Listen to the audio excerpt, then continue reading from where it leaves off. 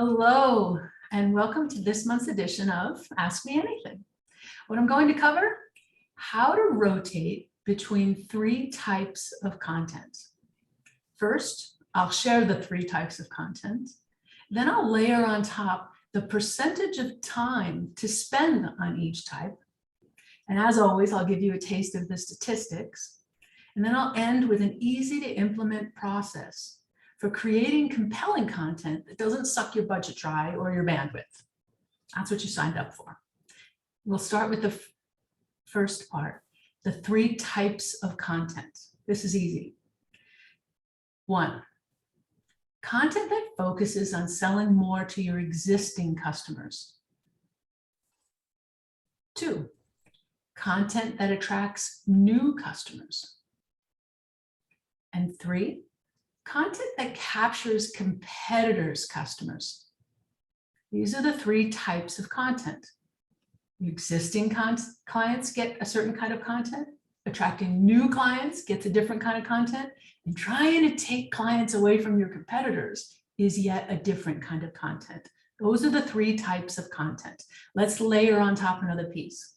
The percentage of time you spend on each type of content is directly in line with how much time you spend selling to them. So fully 50% of your time should be spent attracting brand new customers. So if you spend 10 hours in a week or 4 hours in a week doing sales and marketing, half of it should be spent attracting brand new customers. 50% of your time should be spent attracting brand new customers. 25% of your time should be spent trying to convert the competitors' customers to come over to you. And the other 25% should be spent selling to your existing customers. I am blown away by how many of my clients never call their previous customers. They don't reach out to them ever. That's money you're leaving on the table. So 50% of your time spent attracting brand new clients, 25% taking it away from the competition, and 25% always selling, reselling, and upselling to your existing client base. There's a little story in there about McDonald's and those stupid barbecued rib burgers or whatever they do once a year. Who eats that? Never mind, I don't want to know. The point is, they get a bump of 40% in revenue every time they offer one of those annual nonsense burgers. Their existing clients want it. They know it's revenue generation for their existing clients. It may not bring over any new clients, but, and I always say this when I hear my secret sauce is X, we aren't comparing ourselves to McDonald's. This room sells on value. So that was just a point. Now you might want to pay attention to the fact that 50% of the time should be spent attracting brand new customers and 25% converting competitors' customers. They're new too, aren't they? So 75% of your time is on that new client and 25% on existing clients. Let's layer yet another piece on top. How do you know what kind of content to send to each? This one gets a little thick. I'm going to ask you not to worry about taking notes, not to worry about understanding the details behind this. I want you to hear the construct, get the concept that I'm talking about. Now, remember, I'm going to send you all of my notes. I'm going to send you all of the items, the links, and the visuals that I'm going to present right now. So I'm going to share my screen, and I'm going to share just quickly the visuals that will help you understand what I'm talking about. All right, here's share screen. Someone raise your hand when you can see it so I know. Thank you. We've seen, some of us have seen this content wheel. If you want to educate your clients, the types of content that go with it, it's pretty straightforward. I'll send it to you. It doesn't matter if you can read it all. The middle is what I want you to imagine when I share this next layer. Is someone just discovering you? Are you educating your existing clients? Are you involving the competitors' clients so that they say, that's how you do it? I want to go over to you instead of who I'm currently working with. This is one of the content wheels that I'll send to you. Another one, wrong direction, there we go. Another one starts really talking about if you're creating awareness, if you want them to consider you, loyalty and advocacy, existing clients, the kinds of content and where they fall. So when you decide to do social media posts and they're not working, you can take a look at why. What are you trying to create? What content are you writing and who are you pitching it to? Does it match? So I'll send you these content wheels, but the last visual I want to give you before I overlay this piece is this Venn diagram of the mind, heart, and the soul. I'll cover that in a second. But notice my provisors people in the room. It also says know, like, trust. This will help you understand this a little bit as well. The buyer is in the middle. Doesn't matter what kind of content you're doing for your existing clients, capturing the competitors' clients, or for new clients. The buyer's in the middle, know, like, trust, mind, heart, soul. I'm going to talk about this a little bit further. There you are. I'm going to stop sharing, but now you've got a visual for what I'm going to talk about next and layer this piece on. All right. The mind is where you attract brand new customers. That's how they know you. So what's in your mind? What are you an authority about? What are the endorsements people are making about you? What are the webinars you're doing? What are the teachings you're doing? I do this Ask Me Anything so that people can know me. I attract brand new clients this way, and I share my mind. It's the mind part. The heart part in mind, heart, soul appeals to the competitors' clients because the heart is about liking me. I'm vulnerable. I endorse other people's wins. I comment on other people elsewhere and they go, I want to work with her. She's getting leads for other people. They like me. She's giving away X. I can get content from her that my other client isn't paying attention to. She cares about her existing clients and stays in touch with them. This is my heart. This is who I am. I like being of service. And when people like me, then they trust me. And that's that soul. So we have mind, heart, and soul coming together with they know me and then they like me, but they trust me when I share my values and my principles, when I tell stories in this webinar or with my clients, what I stand for or against. You can start having your opinions be weighed by clients, by prospective clients. Do you want them to like you? All the time I say, yeah, I don't want to work with that one. We start to weed out the customers that are coming to us based on our core principles. Are they right for me? Or are they going to be high maintenance and I pass? This soul part is the trust part. And you get that from your existing customers. So we have the mind, heart, and soul, the know, like, and trust. And we look at what kind of content should be sent to each when we go over to those wheels. Are we creating awareness? That's what's in my mind. They need to know who I am. So I'm attracting brand new customers. Are we having them consider us? That's what's in my heart. Will they like me? Do they not like who they're currently working with? That's taking them away from other competitors. Or is it the soul component? They already trust me. This is loyalty and advocacy category. These are the people who already know, like, and trust me and refer me. 95% of my business comes from referrals. Ridiculous portion from people I have never heard of. You all watch me put my Ask Me Anythings onto LinkedIn every month. And I tag everybody who's been here previously.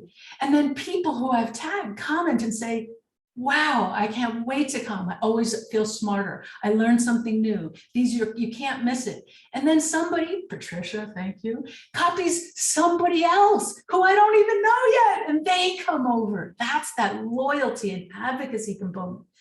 It's a different type of content. So when I put my content on social media, who am I doing it for? Well, that post, all three. New clients, taking competitor clients, and speaking to my existing clients. We don't always have that luxury. Social media is one little tiny piece. But there are ways and types of content that we have to get deep with in order to go into those other lanes. Social media is a fluffy top lane. The next lanes are where the magic really happens. So I'm going to layer this last piece on top. And it's statistic time. The statistics piece is something I'm going to put in the handout for you. It's the 25 biggest content marketing trends that dominate in 2022 already. But this is a live event in short form, so I'm just going to share my top 2 or 3, but I'm going to send you the whole 25. So whatever resonates for you, make your own.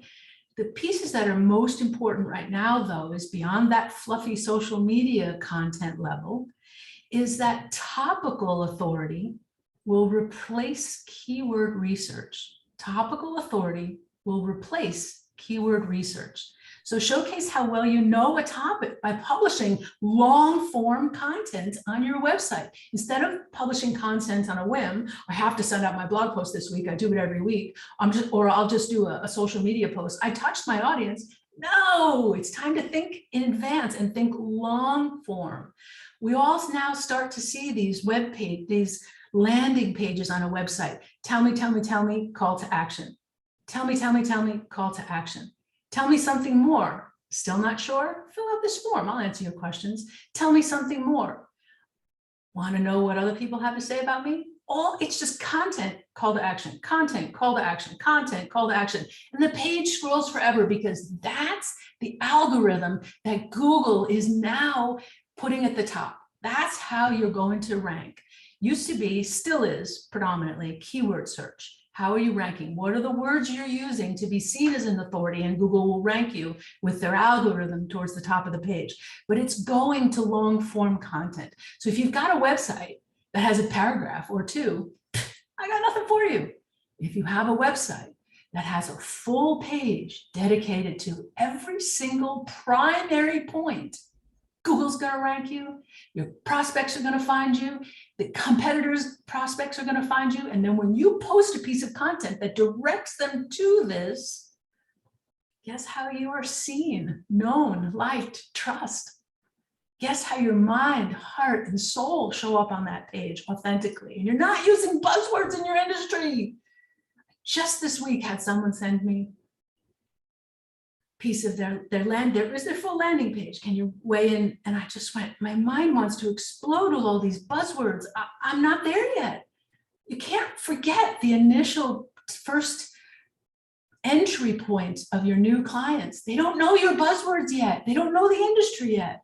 I remember when I started to learn how to meditate years ago, I paid $400 for a 14-day meditation class because I was too embarrassed to show up live and say, I don't know how to meditate. I can't seem to shut my mind off. Well, nobody can shut their mind off.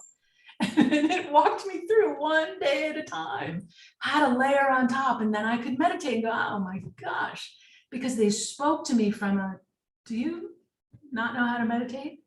The content was, does your mind always wonder? Are you wondering what you're missing in all this meditation? Yeah, I am. Thanks, you got me right where I am. You didn't use these visualization, mindfulness, manifestation, contemplative words that I don't yet understand. Anyway, there's the whim. Back to topical authority. Long form content is what now will have you stand out on your website. Build it. The second, value-driven content will rise to the top. Customers are now bombarded with different types of content every day. We, right? We choose. We already have become very picky on where our attention goes. We don't read everything. I'm unsubscribing 2 or 3 or 4 or 10 times a week. Who told you to send me that? I don't want it. Unsubscribe. The cycle of giving away your email address to get a lousy ebook or a useless download that creates more questions than it answers, it's over. Value-driven content is now rising to the top. 2022 is packed with it. So I'm also going to send you a link of 110 styles of content, depending on where you are on that wheel and who you're wanting to know you, like you, or trust you. The last piece on this statistics portion is original research and studies will appear ridiculously more popular this year. Original research and studies means polls, surveys, What do you know that no one else knows? We all know the trials and tribulations of working with our existing clients. It's time to share that first person perspective. Original research is from your work. My example for this one is my dear friend and Oracle Mucky Muck, who writes an international column once a month. And a month in advance of that column of writing it, he puts a poll out on LinkedIn and on Facebook and in his circles. And he says, I'm writing a column on X. What do you think about it? He asks people. He gets the dissension right up front. He gets the supporters right up front. He can make a well-rounded, long-form piece of content from his area of expertise because he also did original research and studied what people were already doing. The goal of any research study is to discover more about a problem and crowdfund the answers to either understand the topic better or come up with a solution. The solution is, what are your products and services? How do you match that to your products and services? I put my Ask Me Anything topic out weeks in advance and people send me questions. Now I know how to create my content. I don't do it in a vacuum. I ask you and I pay attention to what you want to hear. Asking a question, launching a poll overlaps my last point. It's easy to implement. This is the easy to implement process for creating compelling content that doesn't suck your budget dry or your bandwidth. Remember our Venn diagram, the heart, mind, and soul, the know, like, and trust. Ask your existing clients to respond to your poll or survey. This month alone, this year, or in February, jeepers. So the last 4 or 5 weeks, I've had at least 3 people in this room right now send me over. Here's the 3 topics I'm thinking of for my next article, for my next event. Which one do you like the most? Very smart. Gain insights into the topic before you even do it. How are people going to respond to it? Start by issuing surveys or polls and spend time on the titles. Alliteration is your friend. I don't know if people like alliteration, but that's one of the topics that is trending for 2022. Catch them, catch them. Catch them with a catchy opening sentence. But the subtitle is the last piece of this. Talk about the transformation your clients can expect. How to get X without getting Y. So you've got your title, run it past some other people, do a poll, figure out what that title should be in the first place, what you should be talking about, what content you should be sharing depending on your lane. So you've got your title, get feedback on it, and then choose your subtitle with the formula of how to get X without getting Y. You saw this in my post this month. What are the 3 types of content without sucking your budget and your bandwidth dry? I used the formula. That's just for this fluffy layer that I do for free once a month. The amount of time I put into my long form, and I have 3 landing pages on my website, into my long form content is commensurate with the amount of time I spend in sales and marketing. Back to that first point, 50% of your time goes to new client acquisition, 25% to support your existing clients, and the last 25 capturing market share from the competitors. 75% is new client acquisition, 25% is nurturing your existing clients. Well, what your existing clients want to hear from you is different than what your new clients want to hear from you. And I love the new people in the room today. Hello, welcome. But boy, am I pandering to those who have shown up every single month throughout the year. I started last year. I think this is my 13th, 14th session. How to get X without getting Y. How to get that download and that ebook without having to give your email address or be tortured by, now I'm on 6 of your newsletters that I didn't sign up for and I have to unsubscribe from all of them. Jeepers, you're kidding me.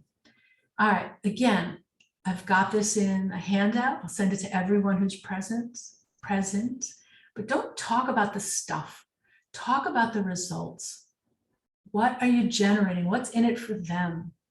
That's how you capture these people and be vulnerable in this time of content wars. Content is king. Well, there are 3 types of content for customers, new prospects, and the competitors' clients. I'll send you the wheels so you can roll with it from wherever you are. And before I hit the stop recording button, I want to say that my next AMA topic, and I don't usually have it in advance, as you know, but I'm getting an overwhelming request for this, is selling on value, how to make your pricing irrelevant and get paid what you should be getting paid. All the time, I have people, probably 80% of my clients say, but how do I get them to pay what I want them to pay? Well, that's not the question. People don't ever care what it costs to hire me. And I'm not inexpensive because I have something they want. I always stay on the value side. How do I sell on value? How to make your pricing irrelevant and get paid what you should get paid is next month's Ask Me Anything topic. So thank you for joining me this month. I will send you the handout and let's make it an extraordinary month.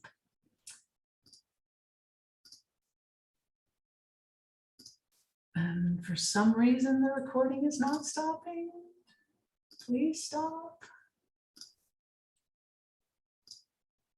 Oh, well, it's not stopping. We'll worry about editing it later. All right, the floor is open. If anybody has a question, raise your hands by all means. I saw some of your emojis come up in the middle. Thank you so much. Stephanie, go baby, go. What's your topic? Hey, okay. Well, good morning. So my question is, and I love the original research, and I'm a big advocate in the continuous improvement